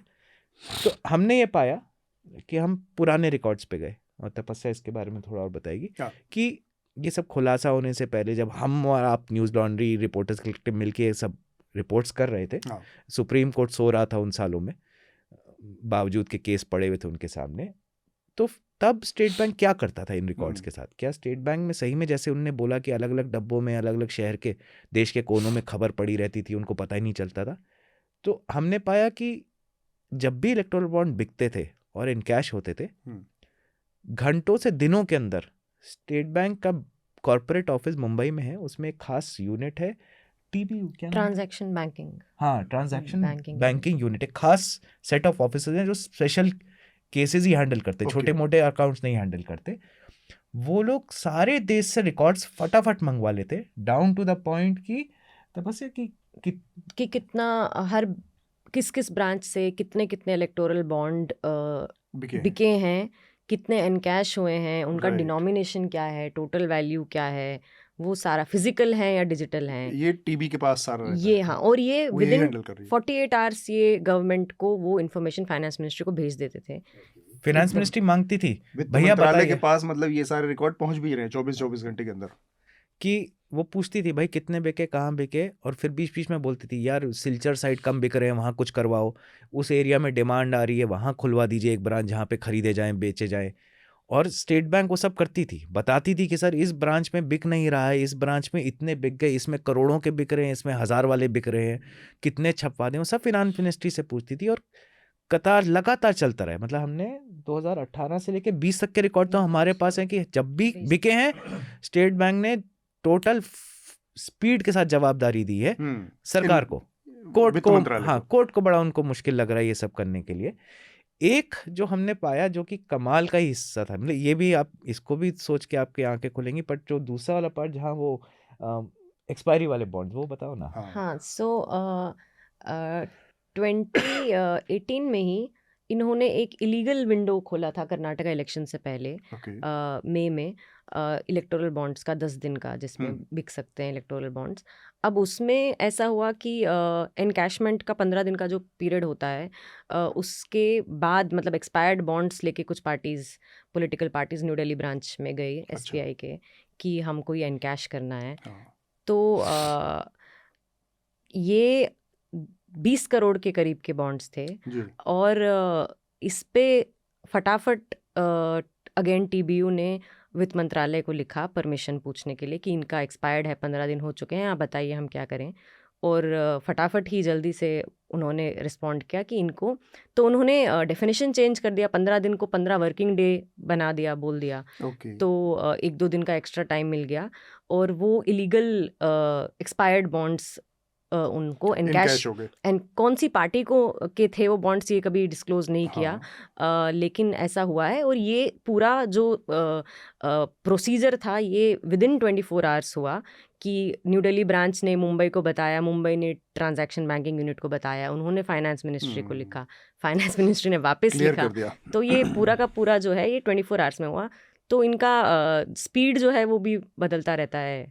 मतलब जब करने पर आते हैं तो मतलब हवाई जहाज की स्पीड से सब कुछ हो जाता है। हाँ, तो ये जो स्टेट बैंक का एक मतलब सरकारी बैंक की एक वो रेपुटेशन होती है कि भाई खाने के वक्त काम नहीं होता, वो सामने आम आदमी के लिए होता है, वो हम लोग के साथ सबके साथ हुआ, लेकिन सर्वर डाउन हो जाता है, सर्वर डाउन हो जाते हैं। लेकिन एक यही जैसे तपस्या ने जो एग्जाम्पल दिखाया और पकड़ा था इन्होंने कागजों में, 24 घंटे के अंदर 24 से ज़्यादा अफसर 3 जगहों पे 3 अगर महकमों में बैठे हुए जोड़ के 1-1 करोड़ का हिसाब की एक इलेक्टोरल बॉन्ड ऐसा है, एक इस तारीख का है, एक उस तारीख का है, ये 1 करोड़ का है, ये यहाँ पे रह गया, ये सब ग्रैनुलर डिटेल पकड़ पा रहे हैं।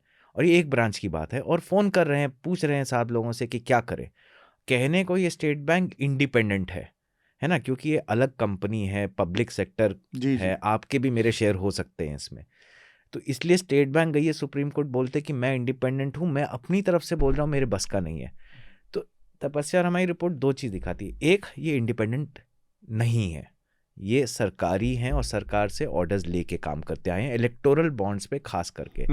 किस किस्म की इंक होगी, कैसा छपेगा, उस पर कमीशन क्या होगी, कितने जीएसएम का पेपर लगेगा इलेक्टोरल बॉन्ड में, ये भी वित्त मंत्रालय से परमिशन लेते थे, तो आज़ाद नहीं है। दूसरा, इनकी काबिलियत है कि यही काम वो मतलब एक वित्त मंत्रालय के सचिव थे एससी गर्ग साहब, आज वो पलट गए, पर परसों तक उनकी आवाज़ अलग थी थोड़ी आज नहीं, कल शाम को पलटे हैं, परसों तक वो अलग विचार के थे। तो वो सचिव थे जिन्होंने इलेक्टोरल बॉन्ड्स करवाए, जबकि बहुत सारी संस्थाएं और ऑर्गेनाइजेशन उसके खिलाफ थी। इलेक्शन कमीशन जब खिलाफ था, जब आरबीआई खिलाफ था, तो गर्ग साहब ऐसे थे तो सरकार के बिहाफ पे धक्का लगा के इसको निकलवाया, और वो मानते हैं कि बड़ी अच्छी चीज़ है, उनके विचार वैसे हैं। वो परसों तक खुद बोलते थे कि यार 10 मिनट भी नहीं लगते, बटन दबाने की बात है। कल बदल गए, साहब कह रहे हैं। हाँ, गर्ग साहब खुद बोल रहे हैं। और आप क्या कह रहे हैं? अब बोल रहे हैं कि नहीं होता है, तो लगता हाँ, है आधे रास्ते जा सकते हैं, पूरे रास्ते नहीं जा सकते, हो ही नहीं सकता। जगजीत सिंह की एक बड़ी खूबसूरत सी गजल है, प्यार का पहला खत लिखने में वक्त तो लगता है नहीं, ये तो अपने खत काफी लिख चुके हैं इनके प्यार के खत तो बहुत, एक किताब में भी बन गए हैं, क्या पूरी किताब बनी है। पर गर्ग, ठीक है, गर्ग साहब पे कुछ अलग किस्म के सोच होगी उनकी। लेकिन मैं इस बैंकिंग सिस्टम पे कैसा विश्वास करूं जो करोड़ों ट्रांजैक्शन रोज करता है, जो देश के ज्यादातर लोगों की सेविंग अकाउंट यहाँ पे रहे हैं, जो हम लोगों के सबके पैसे स्टेट बैंक में कहीं ना कहीं इन्वॉल्व है, जो हजारों करोड़ के लोन्स देता है, सबसे ज़्यादा ट्रेडिंग यहाँ पे होती है एचडीएफसी के बाद शायद। मैं कैसे विश्वास कर सकता हूँ, या कोई भी कोर्ट कैसे विश्वास कर सकता है कि ये स्टेट बैंक ऑफ इंडिया डब्बों से चलता है? दूसरा, एक अगर लास्ट चीज़, अगर आपका समय हो, इससे थोड़ा सा मुझे लगता है एक कदम पीछे भी हटना चाहिए, कोर्ट को भी थोड़ा हमें ध्यान देना चाहिए। कई बार कोर्ट से ऊपर हमारी नज़र बड़ी जल्दी हट जाती है, क्योंकि कोर्ट से उम्मीदें इतनी कम हो गई हैं कि जज साहब अगर थोड़ा सा भी ढंग का ऑर्डर दे दे तो हमें लगता है चलिए गरीमत है, बस आगे बढ़ते हैं।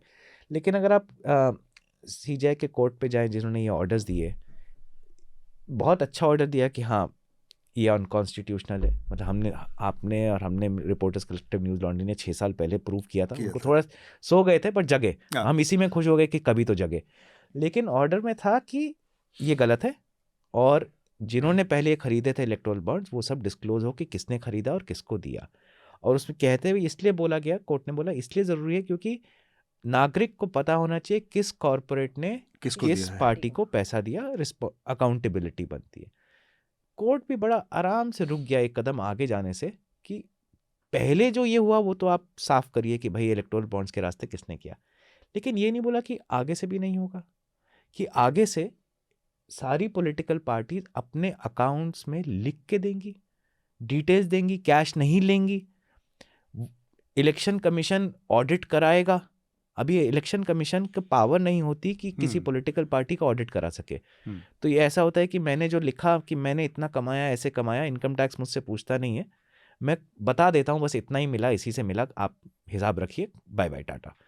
तो पॉलिटिकल पार्टीज को हिंदुस्तान में अलाउड है कि अपना हिसाब खुद डालें और निकलते बने, कोई उनसे पूछ नहीं सकता कि ये सही है गलत है। इलेक्शन कमीशन सालों से बोलते आ रहा है कि भाई ऑडिट तो कराने दो, तीसरी थर्ड पार्टी तो चेक करे कि सही में ये पॉलिटिकल पार्टी कहाँ से पैसा ला रही है।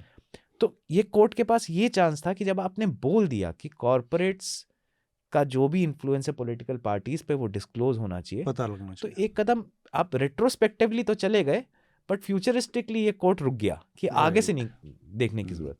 तो मुझे लगता है कोर्ट ने भी थोड़ा आधा कदम खेल के थोड़ी तो बदमाशी करी यहाँ पे। अब कंटेम्प्ट के केस में भी देखते हैं कि कितना करता है। ये SBI डायरेक्टर के खिलाफ, मतलब मैं तो कहता हूँ कि सुप्रीम कोर्ट इतना वैसे तो कई चीज़ों पे बड़ा एकदम कूद पड़ता है, तो यहाँ तो सो मोटो उठाना चाहिए था कि भाई डेडलाइन थी, डेडलाइन पार हो गई। ऐसा क्यों है कि पिटिशनर, ADR और प्रशांत भूषण जैसे लॉयर्स को जाना पड़ रहा है? बोले ये तो डेडलाइन खत्म हुई तो सो मोटो एक्शन होना चाहिए कि चेयरमैन को बुलाइए कि क्या डब्बों पे चल रहे हैं आप, क्या हो रहा है। मुझे लग रहा है कि इतनी सारी जानकारी से आपको पता चल गया होगा कि जो स्टेट बैंक ऑफ इंडिया ने सुप्रीम कोर्ट में कहा है और असली स्थिति क्या है। क्या वास्तव में इतनी स्थितियां हैं, ऐसी स्थितियां हैं कि इनको 3 महीने 4 महीने का वक्त लगता है स्टार्ट, और इस रिपोर्ट के बाद या इस जानकारी के बाद और अंदाज़ा लग गया होगा कि जो गर्ग साहब कह रहे थे 10 मिनट लगता है, अब उनको लगता है खैर बदल गए वो। तो ये एक स्थिति है हमारे सामने, और इलेक्टोरल बॉन्ड, चुनावी पारदर्शिता, लेवल प्लेइंग फील्ड, ये तमाम चीज़ें, लोगों के जानने का अधिकार, सूचना का अधिकार, तमाम चीज़ें इससे जुड़ी हुई हैं, और सरकार उसमें हीला हवाली करती रही। और एक पैटर्न है इसमें, अगर आप ED के जो डायरेक्टर की नियुक्ति का मामला था, अगर आप देखें, जब कोर्ट ने कहा कि नहीं आप यूनिलैटरली बार बार अपॉइंट कर रहे हैं ये वो, तो भी सरकार ने इसी तरह का एक काम किया था, और उनका था कि हमें 6 महीने और दे दीजिए, फिर हम सोचेंगे, या इनको और एक एक्सटेंशन दे दिया, या 3-4 एक्सटेंशन के बाद एक एक्सटेंशन की और ज़रूरत थी उनको। तो ये एक तरह का पैटर्न है। अब हर चीज़ को कोर्ट में या तो लटका दिया जाए, या वो किसी तरह से उसके फैसलों को वो किया जाए। तो ये जो अभी ये कहा जा रहा है कि इसमें कंटेम्प्ट का एक वो हो सकता है इशू, इसकी अभी कोई इसमें किसी तरह का अपडेट है? तो अभी जो लास्ट है कि प्रशांत भूषण जो वकील हैं सीनियर, उन्होंने ADR जो ओरिजिनल पिटिशनर उनके बिहाफ पे कंटेम्प्ट पिटिशन फाइल करी, जिसकी सोमवार को उसकी भी हेयरिंग होगी। और स्टेट बैंक ने जो प्ली डाली है कि हमें थोड़ा जून के एंड तक, एक बेसिकली इलेक्शन के बाद तक का टाइम दिया जाए, दोनों एक ही दिन सोमवार को इस पे हेयरिंग होगी। अब उसके आगे तो सुप्रीम कोर्ट की अपनी इज्जत वो बचाना चाहता है कि नहीं। ठीक बात। इसके साथ ही हम कुछ हमारे पास लेटर आए हैं उनको भी पढ़ लेते हैं, और रिकमेंडेशन की बात भी करेंगे। एक एनोनिमस लेटर है, उन्होंने अपना नाम नहीं दिया है, हमारे सब्सक्राइबर हैं। Hi, I used to watch Anil टिप्पणी and nuisance regularly. They were funny at first, but then it became depressing seeing what the state of media and nation currently is. I have stopped watching them since it started making me depressed. However, I still watch the interviews conducted by Anil and Hafta Charcha podcast. Thank you, Anonymous. I understand that you guys are journalists, so it is your job, but now does one not get depressed after following an unbiased media platform which shown things as they are? Anyway, good job guys. It is just becoming hard to follow news and not get mad depressed. Thank you. देखते रहिए, support करते रहिए। अच्छी बातें करने के लिए सरकार के पास तो खैर बहुत सारे वो हैं, और उसके अलावा अच्छी बातें करने के लिए सरकार के अलग जो जिनसे आप उम्मीद करते थे कि जो सवाल कर पाएंगे, पूछ पाएंगे, वो भी सरकार की अच्छी बातें ही दिखा रहे हैं। तमाम प्राइवेट मीडिया संस्थान हैं, तमाम बड़े अखबार हैं। तो उन अच्छी बातों से अलग कुछ चीज़ें करने का ये वक्त है। मुझे लगता है कि हम वो काम कर रहे हैं, रिपोर्टर्स कलेक्टिव है या न्यूज़ लॉन्ड्री है या और भी तमाम बहुत सारे डिजिटल मीडिया प्लेटफॉर्म हैं जो इस दिशा में काम कर रहे हैं। डिप्रेस होने की ज़रूरत नहीं है, सही चीज़ों को पकड़े रहने की ज़रूरत है। नितिन, मैं तो कहूँगा कि मतलब हम थोड़े बोरिंग और डिप्रेशन टाइप वाले हैं रिपोर्टर्स सिनिकल भी कलेक्टिव में। होते हैं ना। हाँ, लेकिन न्यूज़ लॉन्ड्री तो हमें अपने हालात पे हंसने का मौका देता है। मतलब उससे कैसे मुश्किल हो सकती है मुझे पता नहीं। मतलब हम लोग कई बार आपस में बात करते हैं कि यार हमारा काम पढ़ के तो लगता है कि हाँ ज़्यादा संजीदा हो गए, पर न्यूज़ लॉन्ड्री तो हम इसलिए पढ़ते हैं कि अपने हालात पे थोड़ा भी हंस हल्का हो सके। गया दिमाग हाँ, से। और खाना वाना बनाते रहें, खाते रहें, गाने सुनते रहें साथ साथ। मतलब हाँ। हम लोग इतने बुरे हाल में हैं, कुछ हमसे बहुत बुरे हालों में है कई, लेकिन खाना भी बहुत बनता जरूरी रहता है, हंसते रहते हैं लोग और गाना गाते रहते हैं। हाँ, तो वो साथ में करते रहे और हम लोगों को पढ़ते भी रहे होपफुली। यही तरीका है। अमर का एक छोटा सा लेटर है। This is regarding the small comment made during the चर्चा 308 taking about cut off marks for admission in undergraduate programs. The panel said that CUET is good to tackle this problem. My experience is that outside Delhi, it has done more harm than good. All the centrally funded institutions have been arm twisted into accepting it without any thought given to the charter or mandate of the institution. Central institution in different states are suffering because CUET result comes very late, and by that most of the students secure admission in state universities. The situation is worse in the institution which operate in regional languages. The centralization of everything in this regime is destroying everything. तो ये किसने कहा था और ये किसका comment है, थोड़ा सा इसको मुझे देखना पड़ेगा, और आई वुड लाइक कि वो खुद इसको थोड़ा समझाएं क्या कॉन्टेक्स्ट था। मैंने इस हिस्से को सुना नहीं है, देखा नहीं था। पर एक चीज़ जो आपकी आखिरी लाइन है कि the centralisation of everything in this regime destroyed everything, इससे एक हद तक मैं भी इत्तेफाक रखता हूँ, सहमत हूँ कि ये जो पावर ऑफ वन की बात हमेशा कही जाती है ना, एक भाषा, एक कल्चर, एक संस्कृति, एक खाना, एक कपड़ा, एक तरह से सोचने विचारने, ये निसंदेह ये बहुत ही बुरी चीज़ है। किसी भी लोकतंत्र में इस तरह की चीज़ों को न तो समर्थन किया जाना चाहिए, ना इस तरह की चीज़ों को इवन लागू होने देने की तो बात बहुत दूर है। नितिन, तो मेरा मतलब अब तो मैं एजुकेशन से वैसे भी कॉलेज वॉलेज नहीं गया ज़िंदगी में, पर अब तो कॉलेज और एजुकेशन से बहुत ही दूर पहुंच गए हैं। हाँ। लेकिन मेरा एक्सपीरियंस थोड़ा जो आपके रीडर हैं उनसे और ऑडियंस है उनसे इत्तेफाक रखता है कि मैंने भी जो सुना है, मैं मणिपुर, अरुणाचल और तमिलनाडु में भी हाँ। अभी रिसेंटली सुन के आ रहा था कि रीजनल यूनिवर्सिटीज़ और जो बच्चे दिल्ली और मेट्रोपॉलिटन से दूर हैं उस पर CUET का असर बहुत अलग पड़ा है। अच्छा। क्योंकि रीजनल कैपेसिटीज़ अलग थी, लॉजिक अलग था, और सेंट्रलाइजेशन से एक एफिशिएंसी आती है सिस्टम में। मतलब ये हमेशा होता है, centralisation brings a certain efficiency to a point, और उसके बाद starts to destroy in crore जो चीज़ आप सेंट्रलाइज कर रहे हो। तो ये मैंने प्रोफेसर्स, टीचर्स और स्टूडेंट्स तीनों से, जस्ट इत्तेफाक की बात है, कुछ नेफ्यूज़ नीसेस कॉलेज में जा रहे हैं तो बात कर रहे थे इस बारे में, और सब पा रहे थे कि ये CUET नुकसान कर रहा है और शुरुआत नुकसान की है, और हो सकता है कि कई प्रोफेसर्स ने रीजन में बोला कि आने वाले वक्त में इसका असर और भी रीजन्स पे बहुत होगा। जैसे मणिपुर में एक रीजनल बोर्ड है, एक लैंग्वेज सिस्टम अलग है, तो वहाँ के बच्चों को अब एक अलग सिस्टम पूरा पढ़ना पड़ रहा है। अगर CBSE में नहीं हो आप तो अलग पूरा, बिल्कुल, तो आपकी मानसिकता पूरी बदलना। हो सकता है सेंट्रलाइजेशन का एक हो कि कुछ एरियाज़ में एजुकेशन के स्टैंडर्ड्स बेटर हो जाए जहाँ रीजनल बोर्ड्स अच्छे नहीं थे, लेकिन उसमें बहुत लॉस भी हो रहा है।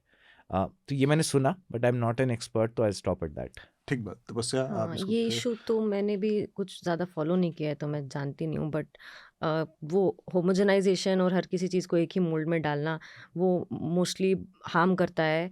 जो भी जो जैसे न्यू दिल्ली का जो स्टूडेंट्स हैं स्कूल में जो पढ़ते हैं और जो छोटे टाउन या कहीं से आते हैं, राइट, बहुत डिफरेंसेस हैं। एंड आई थिंक एक a good education system is one that can cultivate those differences right. instead of getting everything in one मतलब mold. मेरा अपना नेफ्यू अभी 2 हफ्ते पहले मणिपुर से वो दिल्ली आया, कोचिंग करनी पड़ेगी CUET के लिए क्योंकि वहाँ पे मणिपुर में नहीं हो पा रहा था। अब वो फंसे हुए हो क्योंकि CUET एक ही टाइम पे होता है, मणिपुर के सर्कमस्टांसेस अलग हैं। तो मणिपुर में तो मैनेज हो जाता कि चलिए 2 महीने सब कुछ रुका हुआ है, फिर ज़िंदगी जब शुरू होगी एग्ज़ाम होंगे, एंट्रेंस होगा। लेकिन अब वो फंसा हुआ है तो उसको थैंकफुली उसके पास हम लोग थे कि दिल्ली आके रह रहा है, वरना सोचिए किसी बच्चे के लिए खर्चा करना कि वहाँ से आके दिल्ली में बैठा है, जिसका कोचिंग कनेक्शन नहीं है, जिसके कोई संपर्क नहीं है। ये तो 10 ही, मतलब 50 लाख में से 10 ही होंगे जिनके दिल्ली कनेक्शन होंगे। बिल्कुल। तो बाकियों की जिंदगी थोड़ा तो ये परेशान कर रही है। हम कोशिश करेंगे इस मुद्दे पर एक पूरा पॉडकास्ट करने की, ये जो कैसे ये रीजनल यूनिवर्सिटीज़ को, इंस्टीट्यूशंस को हार्म कर रहा है, नुकसान पहुंचा रहा है, और इसकी जो समस्याएं हैं देश के दूर दराज के हिस्सों में छात्रों को क्या कैसे उसका नुकसान उठाना पड़ रहा है, एक पॉडकास्ट करेंगे। थैंक यू अमर इस चीज़ को हमारे जानकारी में लाने के लिए। और रिकमेंडेशन पूरा कर लेते हैं, चर्चा ख़त्म करने से पहले सबसे पहले आप नितिन क्या रिकमेंड करेंगे? या मैं किताबों के नाम भूल जाता हूँ, बट आई थिंक गूगल करेंगे लोग तो मिल जाएगा। एक तो एक जापानीज ऑथर जिसका इंग्लिश ट्रांसलेशन है, उनकी किताब है main without women. Oh, I am reading that right now. हाँ, तो main without women, main without women, Murakami. हाँ, एक तो वो मैं ख्याल से, मतलब मैं पढ़ा था रास्ते में, ट्रेन पे और फ्लाइट में पढ़ रहे थे तो हिला। अच्छा। उससे मुझे दूसरी किताब जो याद आई, शारण्या सरनेम उनका भूल रहा हूँ, उनकी किताब Shahrukh, I don't remember, Shahrukh Khan पे, women and life of women in India की सोसाइटी में, how a certain kind of loneliness, lack of power puts them in a certain position. माफ़ कीजिए, मैं एकदम किताबों के नाम भूल जाता हूँ, कागज़ याद रहते हैं बट दोनों किताबें, ये दोनों किताबों के आप निकलवा लेना आशीष। तब से आप क्या रिकमेंड करेंगी? एक तो मैं रिकमेंड करूँगी, एक मांगा सीरीज़ है, एक सीरीज़ है, शो है on Netflix, it's called blue eyed samurai. It's a story of revenge. तो हटके है थोड़ा फ्रॉम जो हम बहुत डॉक्यूमेंट्स वगैरह पढ़ते रहते हैं। एक तो वो है, और दूसरा आज क्योंकि विमेंस डे है और मुझे भी यहाँ आके पता चला है तो एक बहुत अच्छा कॉमिक है, ऑनलाइन अवेलेबल है। It's called you should have asked the mental load, a feminist comic. It is by एमा। तो वो आप ऑनलाइन सर्च करेंगे तो मिल जाएगा। It is basically about how house hold या मैनेजमेंट का जो एक इंटरनल लोड होता है वो हमेशा is on the female member of the family. तो दीज टू बहुत अच्छे रिकमेंडेशन के बाद एक हल्का फुल्का रिकमेंडेशन मैं कर देता हूँ, इंटरनेशनल वुमेंस डे को ही ध्यान में रखते हुए। एक यूट्यूब चैनल है, बेसिकली BBC के लिए ये सीरीज़ बनाती हैं, कंक ऑन अर्थ। इतना मतलब कोई जीनियस ही इस तरह से सोच सकता है, मतलब स्क्रिप्टिंग से लेके, और वो मुझे उनका नाम नहीं याद आ रहा है, that lady who host this show, it's beautiful, कंक ऑन अर्थ। और मेरे जानकारी में बहुत लेट आया ये, BBC पर ये चलता है। और हमेशा ही कहा जाता है ना कि जीनियस लोग ही दुनिया को चलाएंगे या आगे बढ़ाएंगे। जो हमारी मीडियोक्रिटी है उसको पकड़कर उसके हिसाब से दुनिया को देख पाने की जो नज़र है वो किसी जीनियस के अंदर हो सकती है। तो उस सवाल को, उस चीज़ को समझ पाना, पकड़ना बहुत मज़ेदार, बहुत ही ह्यूमरस, मतलब लगभग लोट पोट कर देने वाला ह्यूमर है उसमें। हाँ, इतनी संजीदगी से इतना हंसाया है। एग्जैक्टली। तो ये मेरा रिकमेंडेशन है।